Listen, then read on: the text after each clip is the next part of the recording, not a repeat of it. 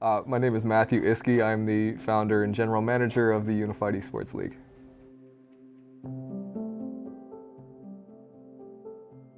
Yeah.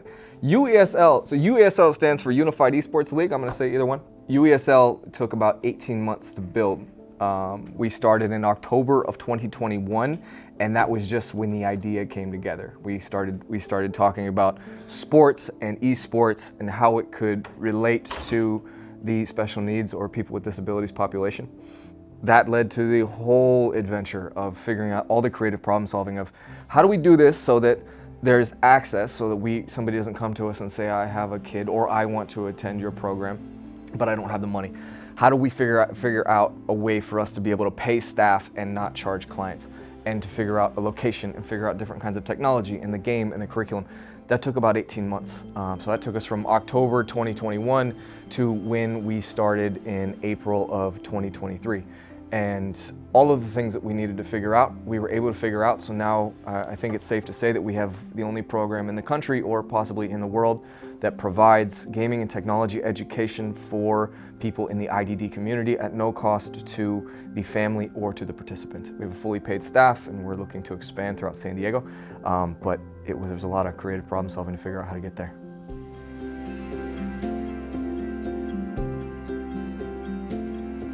UESL is one of a kind, I believe. A lot of people have a preconception or a misconception that video games are things that, I mean, even when I say gamer, right? Like even when I say gamer, you can see somebody, that you have an image in your brain of what that looks like. Somebody sitting on the couch playing video games. There's a dark room. There's some snacks that probably aren't very healthy. There's some energy drinks.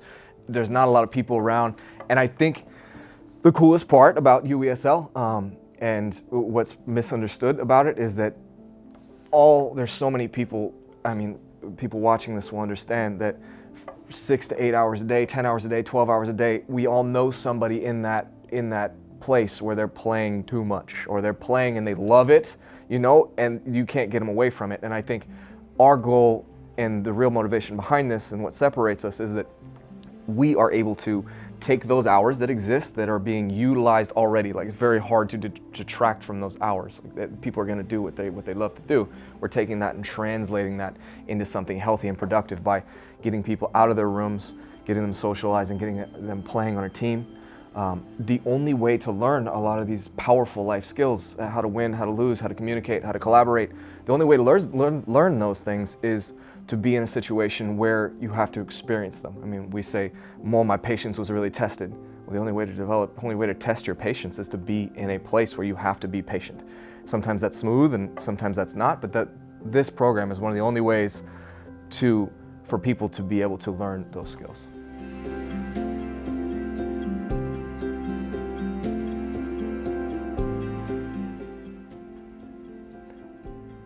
I think our vision is that there's so much potential in the people that we work with. Unfortunately, when a lot of people come to our program, everybody gets interviewed and everybody gets an individualized education plan written for them. So we have goals and we have roadmaps. How are we going to accomplish these things? What kind of supports are needed? It's very important. And in that initial interview to set up that education plan, the coach will always ask, what is your dream job? And invariably the answer is, I want to work at a grocery store, or I want to work in a movie theater, or I want to work at a retail store. And there's nothing wrong with any of those jobs, but I think one of the most beautiful parts about this program is that we are able to suggest or help people to understand that they have a potential greater than what they may already know. And for a lot of our clients, the potential is immense. They could be an incredible designer, they could be an incredible team organizer, they could be a merchandise designer, they could be a competitive gamer. But if nobody's suggesting those things, if nobody's helping to create that vision or create that dream, you might never realize your potential. So that's one of the things that's most beautiful about this program, is that we are able to look at these guys and say, hey, you have a ton of potential, and just that concept massively changes the structure of all of our lives, let alone the clients that we work with. Yeah, that's a great question. So, Unified Esports League is a very near and dear to my heart. When I was a kid, right, I got bullied a lot in school. I had a rat tail that went down in the middle of my back. My mile time was like 18 minutes. I was not athletic. I was not cool, I was not accepted, and one of the ways that I dealt with that was through video games. Me and my best friend Tamaz is our assistant manager. We've known each other for 25 years, and we've played video games together for 25 years. And there's a really cool bonding element there to video games and how it's impacted my life. It was kind of how I dealt with the world, and the sentiment around video games when I was in high school or middle school playing video games was like, you need to get real about life and put down the controller. Like, this is not gonna go anywhere good. You need to go to college, blah, blah, blah.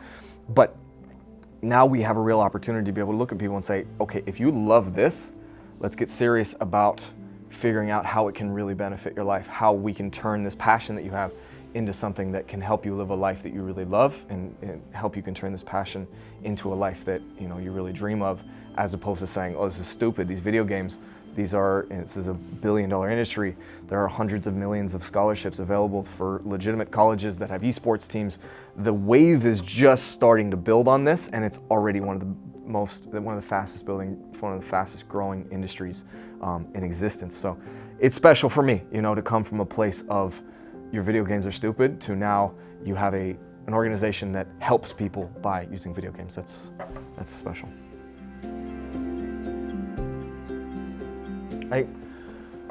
We have a client that has had several heart surgeries, and actually a couple of our clients have had several heart surgeries, and it's really easy to get wrapped up in your day and your problems and this and that, and I need to think about this and I need to think about that. And this client that has had several heart surgeries, he is one of the nicest, most uplifting, positive dudes you've ever met in your life. You would never know. You would never know. And I'll never forget this. There was one day where I was feeling a little bit tense, there's stress. I was up early working, it's just people stuff. And he walks up to me with another client of ours, and he goes, hey, guess what? And I'm like, what's up? And he goes, we're Zipper Brothers. I'm like, what? What do you mean Zipper Brothers? And they both pull up their shirts, and they have the big middle scar from having open heart surgery. They were smiling about the fact that they were Zipper Brothers. And I'd never heard this term, and it was like, they didn't have a care in the world. They were just happy that they were here, that they were playing video games, that they had made a new friend, and that they were hanging out. And since then he's had diagnoses where he's had to have more surgeries, and I think that's my favorite memory. It keeps your perspective in check to understand that their struggle is far greater than ours, and to see somebody carry that burden in a way that I don't know if I'd ever be capable of. It's so inspiring. I don't know if I could do it. Unified Esports League, we're very excited. We have some very ambitious goals, and we're on track to accomplish them. We currently have 2 locations in San Diego, one in Poway here at Abraxas High School, and one in El Cajon at St. Madeleine Sophie Center as a day program there.